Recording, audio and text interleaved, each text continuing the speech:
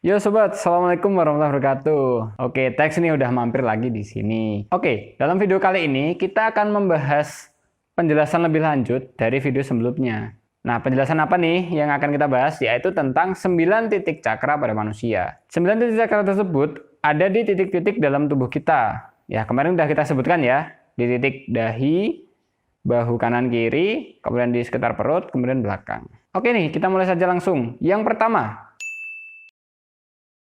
pertama yaitu titik yang ada di dahi.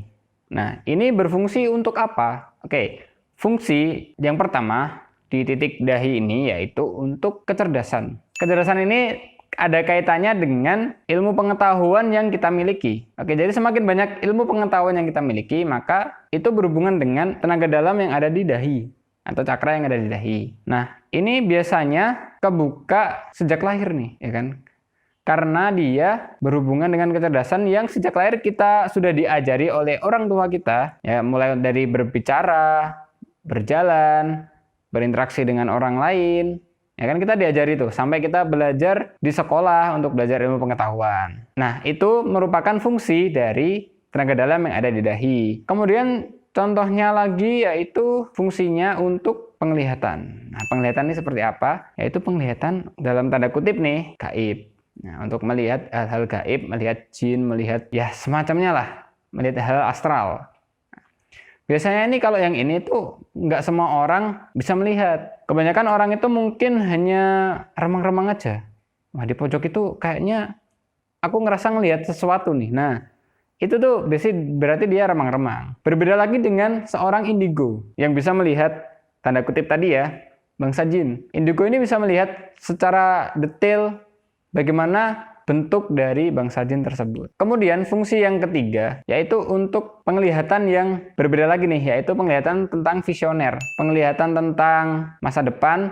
Ya kadang kan ada orang yang bisa kayak, wah ini kedepannya kayaknya seperti ini nih. Nah dia visioner seperti itu tuh lebih kuat. Apa sih bahasanya ya? Penglihatan yang lebih ke depan, penglihatan ke depannya tuh dia lebih kuat.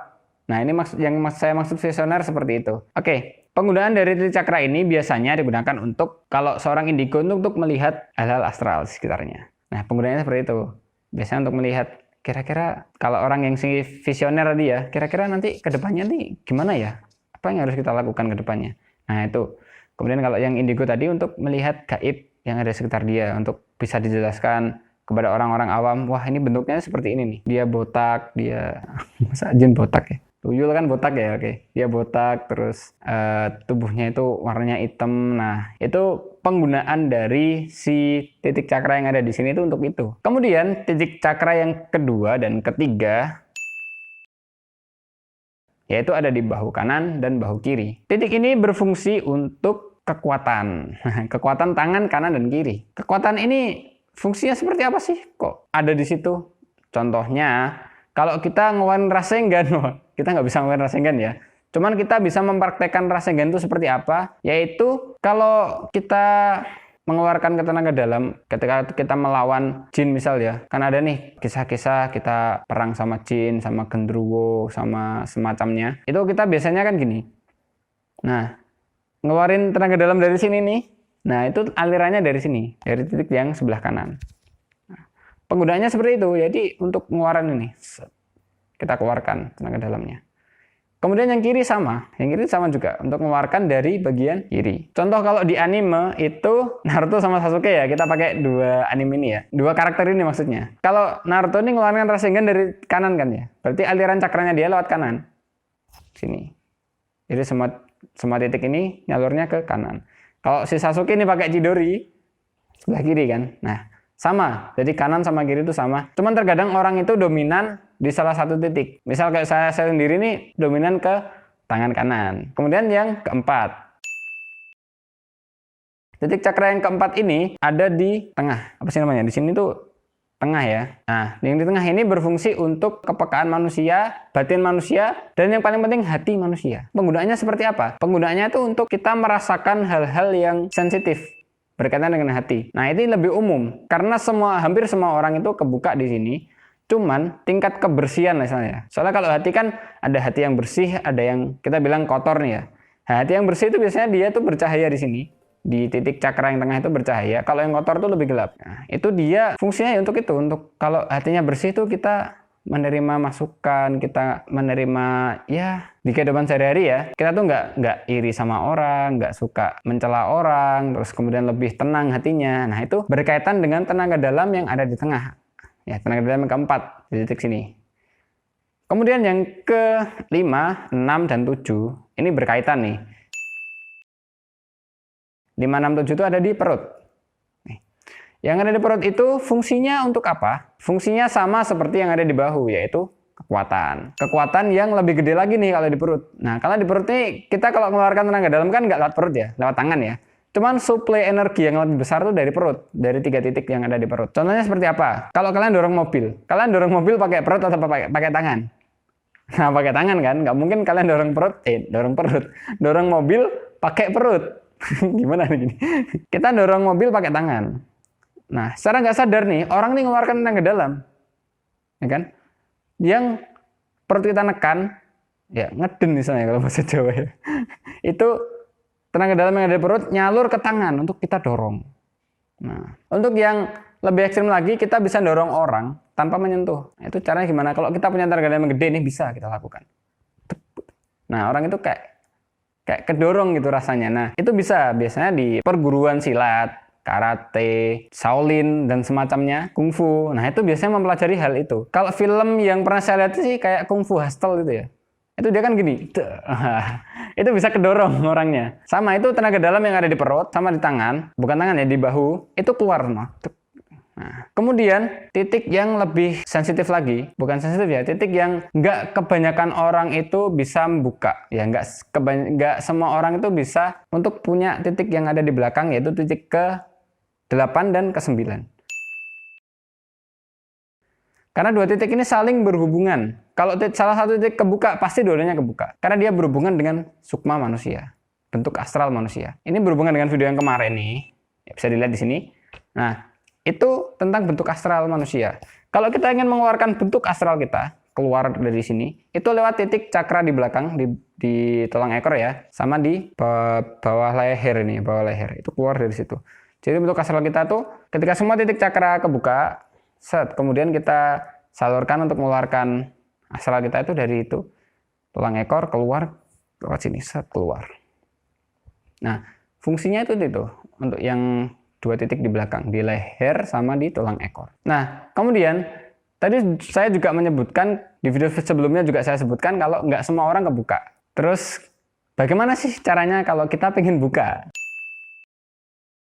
Misal kita aku pengen nyoba nih buka tenaga dalam salah satu. Nah, bagaimana caranya? Ada banyak cara. Dibukain bisa, dibukain paksa. Kalau dibukain paksa itu tapi ada resikonya. Nah, resikonya itu kalau orang itu nggak siap dengan tenaga dalam yang kebuka tadi, biasanya dia lebih kayak, ya namanya nggak siap ya. Misal kita itu siapnya dorong motor, kemudian kita suruh dorong mobil, kan nggak kuat juga. Nah, fisik kita ini nggak kuat menampung tenaga dalam seperti itu. Kalau dibukain paksa, nggak bisa itu dibukain paksa. Kemudian kalau kita pengen secara natural, kita buka sendiri, itu ada banyak cara. Nah, cara yang paling sering digunakan banyak orang yaitu berpuasa biasanya mereka. Nah, kalau mereka berpuasa, biasanya sih kalau yang ilmu zaman dulu nih, itu berpuasa 40 hari. Kemudian ada lagi yaitu latihan tenaga dalam. Nah, latihan tenaga dalam itu kayak semacam ya, kalau kita latihan fisik, otomatis tenaga dalam itu juga kelatih loh. Kita latihan fisik, push up, sit up, nge-gym, atau yang lebih kuat lagi yaitu latihan di perguruan silat, kungfu, Shaolin, karate, dan sebagainya ya. Kan banyak tuh di Indonesia seperti itu. Tapi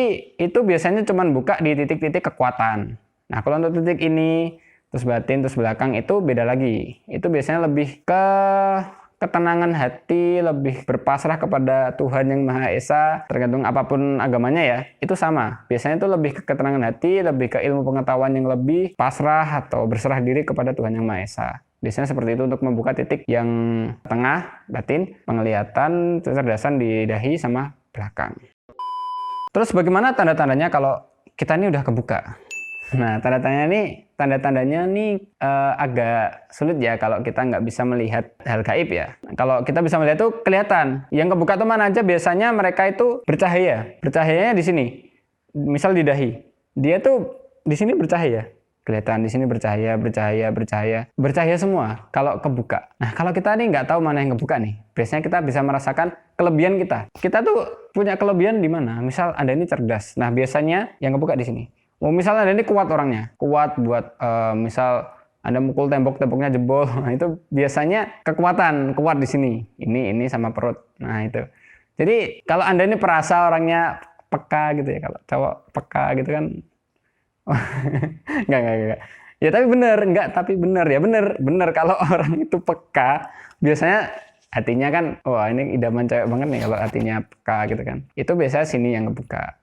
Tapi kebanyakan orang memang kebuka sih, yang tengah ya kan. Cuman tingkat cahayanya itu beda-beda. Kebukanya seberapa atau kalau dia sukanya dengki, sukanya orang ini jangan nggak jadi. Nah ini itu biasanya agak ketutup ya. Ketutupnya itu bukan ketutup, dia kayak warna hitam. Soalnya kalau di sini semua orang pasti buka. Kalau di batin tengah ini ya. Kemudian kalau kita bisa sampai ngerogoh sukmo ya pasti yang belakang kebuka. Soalnya syarat ngerogoh sukmo tadi kan atau astral projection itu harus kebuka semua. All. Kemudian kalau bisa dibuka, apakah bisa ditutup? Nah, jawabannya itu bukan apakah bisa ditutup, tapi ketutup sendiri kalau kita nggak menggunakannya secara maksimal. Misal kita cerdas nih, kita punya kecerdasan yang baik, jadi kemungkinan sini kebuka ya. Tapi ternyata kita habis itu tiba-tiba goblok, nggak ada ya orang tiba-tiba goblok. Maksudnya tuh kita nggak pernah mengasah lagi kemampuan otak kita, terus kita gunakan untuk rebahan, kayak manusia zaman now ya sukanya rebahan, nggak ngapa-ngapain, nggak berpikir. Nah itu lama-lama ketutup. Terus kalau batin kita yang awalnya tuh kita tuh lapang dada, kita tuh baik gitu ya. Kemudian kita tuh sering ketika ketemu sama orang lebih sering benci, lebih sering wah jadi ceramah aku. Tapi emang kayak gitu sih. Jadi lebih sering iri sama orang. Nah itu lama-lama ketutup. Terus kalau kekuatan ya sama kayak kecerdasan tadi. Kalau kita punya kekuatan lebih nih, tapi nggak pernah kita latih, ya lama-lama ketutup juga, lemes juga.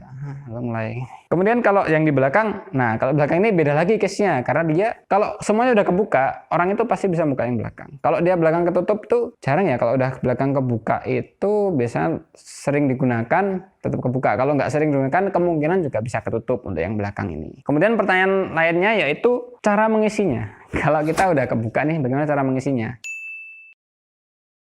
Oke, untuk secara umum cara mengisi tenaga dalam itu dengan kebiasaan-kebiasaan yang bisa kita lakukan sehari-hari. Misal, kalau kita ingin mengisi yang ini nih. Nah, caranya gimana? Yang pertama pasti makan.